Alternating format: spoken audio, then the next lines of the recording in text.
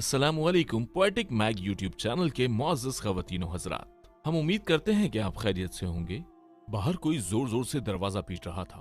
कसमसाते हुए उठा और साइड टेबल पर निगाह डाली तो घड़ी रात के 3 बजा रही थी। इस वक्त कौन आ गया बाहर? झांका तो पुलिस की मोबाइल और सिविल कपड़ों में अहलकार मौजूद थे। मैंने दरवाजा खोला तो उन्होंने रिवायती बदतमीजी से पूछा, शाहरुख कहाँ है? शाहरुख घर में मौजूद है, लेकिन मुझे ये तो बताइए कि बात क्या है? आप किस मामले में उससे तफ्तीश करना चाहते हैं? मेरी परेशानी बहुत बढ़ चुकी थी। तरह तरह के ख्यालात आ रहे थे। ये किसी दहशतगर्दी के वाक़े में तो मुलव्विस नहीं हो गया? मेरा ख्याल है कि आपको कोई गलतफहमी हुई है। वो बहुत शरीफ लड़का है। मैंने अपने बेटे का दिफा करते हुए पुलिस से कहा, अभी थाने चलिएगा आप हमारे साथ, आपके शरीफ बेटे के कारनामे आपके सामने आ जाएंगे। पुलिस अफसर ने जवाब दिया। घर के तमाम अफराद जाग चुके थे। शाहरुख भी मेरे पीछे मौजूद था कि इंस्पेक्टर ने कहा, इसको मोबाइल में डालो। फिर मेरी नजरों के सामने ही उन्होंने शाहरुख को घसीटते हुए मोबाइल वैन में डाला और मुझे भी साथ चलने को कहा। शाहरुख को लॉकअप में बंद करके मुझे बताया गया कि आपका बरखुरदार अपनी फर्स्ट ईयर की स्टूडेंट के साथ तसलसल से रेप करता रहा है और अब वो प्रेग्नेंट है और इस बच्ची के वालिद ने आपकी बेटी के खिलाफ FIR दर्ज करवाई है। खबर थी या कोई धमाका? मुझे लगा मेरे पैरों तले जमीन निकल गई है। मेरे मुंह से बेसाख्ता निकला, या अल्लाह खैर। मैंने शाहरुख से लॉकअप में जाकर पूछा कि क्या ये लोग सच कह रहे हैं? शाहरुख की झुकी हुई नजरों में इकरार मौजूद था। शाहरुख, ये तुमने क्या किया? मैं बोझल कदमों से चलता हुआ वापस आया और थाने में मौजूद बेंच पर बैठ गया। जब तफसीलात सामने आई तो वो कुछ यूं थी। शाहरुख उस लड़की को पढ़ाया करता था।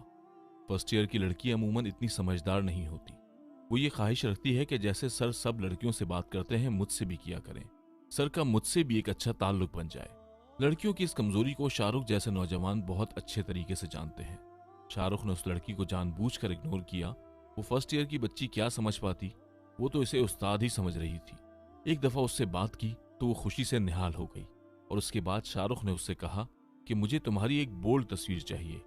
जब लड़की ने मना किया तो शाहरुख ने कहा, बेबी तुम मेरे साथ नहीं चल सकती।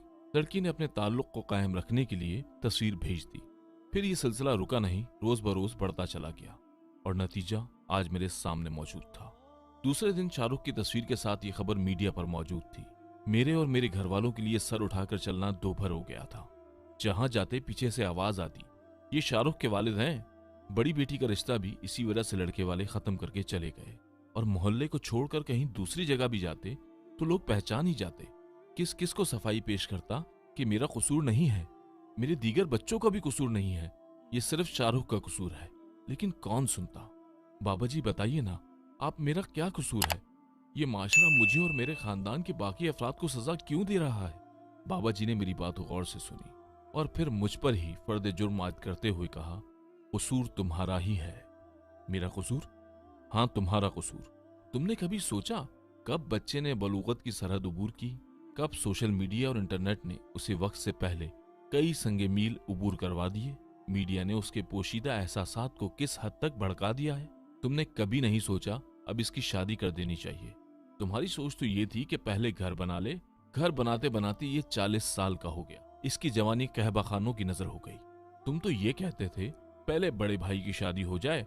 बड़े बैठे हैं और छोटे मियाँ को अपनी शादी की सूझ रही है। तुम्हें अपने अल्फाज याद हैं कि तुम कहते थे ना? अभी बहनें बैठी हैं, तुम्हें अपनी शादी की लगी हुई है। बैंक बैलेंस, कोठी, गाड़ी की हवस में तुमने बच्चों से उनकी जवानी के साथ उनकी पाकीज़गी भी छीन ली और मादा परस्त होने के बावजूद पूछ रहे हो कि मेरा क्या कसूर है? अजीज नाजरीन, ये शाहरुख कोई और नहीं, आपका अपना बेटा है, जैसे जैनब आपकी बेटी थी। सोशल मीडिया पर रिवायती नोहा मत पढ़िए, बल्कि अपने बच्चों को शाहरुख बनने से बचाइए और शाहरुख के हाथों किसी जैनब को भी बचा लीजिए। इसका इलाज ये है कि जल्द अज जल्द अपने बच्चों की शादी कीजिए। बेटियों की वजह से बेटों को मत बिठाएं, वरना किसी दिन ऐसी ही कोई खबर आपके घर की भी मीडिया पर चल रही होगी और आप भी पूछ रहे होंगे कि मेरा कसूर क्या है। प्यारे दोस्तों, इस्लाम में निकाह की बड़ी अहमियत है। इस्लाम ने निकाह के ताल्लुक से जो फिक्र एतदाल और नजरिया तवाजुन पेश किया है वो निहायत जामे और बेनजीर है। इस्लाम की नजर में निकाह महज इंसानी ख्वाहिशात की तकमील और फितरी जज्बात की तस्कीन का नाम नहीं है।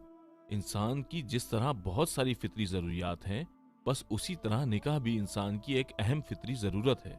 इसलिए इस्लाम में इंसान को अपनी इस फितरी जरूरत को जायज और मजहबी तरीके से पूरा करने की इजाजत है और इस्लाम ने निकाह को इंसानी बका और तहफ़्फ़ुज़ के लिए ज़रूरी बताया है।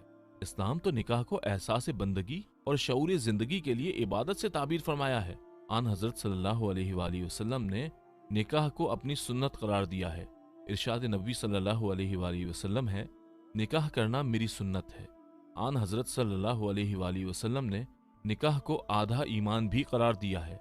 फरमान नबवी है कि जो कोई निकाह करता है तो वो आधा ईमान मुकम्मल कर लेता है और बाकी आधे ईमान में अल्लाह से डरता रहे। निकाह अंबिया कराम की भी सुन्नत है। इरशाद रब्बानी है, ए मोहम्मद सल्लल्लाहु अलैहि वसल्लम, हमने आपसे पहले यकीनन रसूल भेजे और उन्हें बीवियों और औलाद से भी नवाजा। निकाह की अहमियत इन अहादीस से भी वाज़ेह होती है कि हज़रत अब्दुल्ला बिन मसूद से रिवायत है कि आन हज़रत सल्लल्लाहु अलैहि वसल्लम ने फरमाया, ए नौजवानों, तुम में से जो निकाह की जिम्मेदारियों को उठाने की ताकत रखता है उसे निकाह कर लेना चाहिए, क्योंकि निकाह निगाह को नीचे रखता है और शर्मगाह की हिफाजत करता है, यानी नजर को बहकने से और जज्बात को बेलगाम होने से बचाता है। और जो निकाह की जिम्मेदारियों को उठाने की ताकत नहीं रखता उसे चाहिए कि शहवत का जोर तोड़ने के लिए वक्तन फवक्तन रोजे रखे।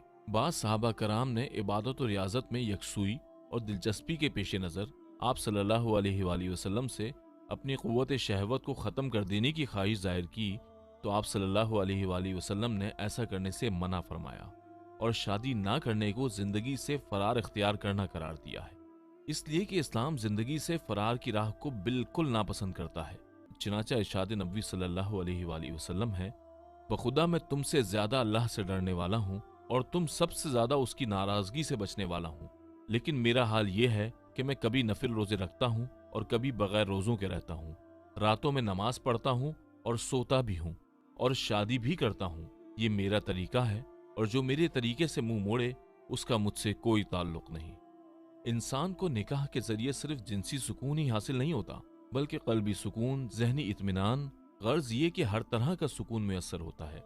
जैसा कि इरशाद रब्बानी है, वही अल्लाह है जिसने तुमको एक जान से पैदा किया और फिर उसकी जिन्स से उसका जोड़ा बना दिया ताकि उससे सुकून हासिल करे। इस आयत से औरत की अहमियत मालूम होती है कि औरत मर्द के हक में एक अनमोल तोहफा है और मर्द के लिए बाअस सुकून और इत्मीनान है।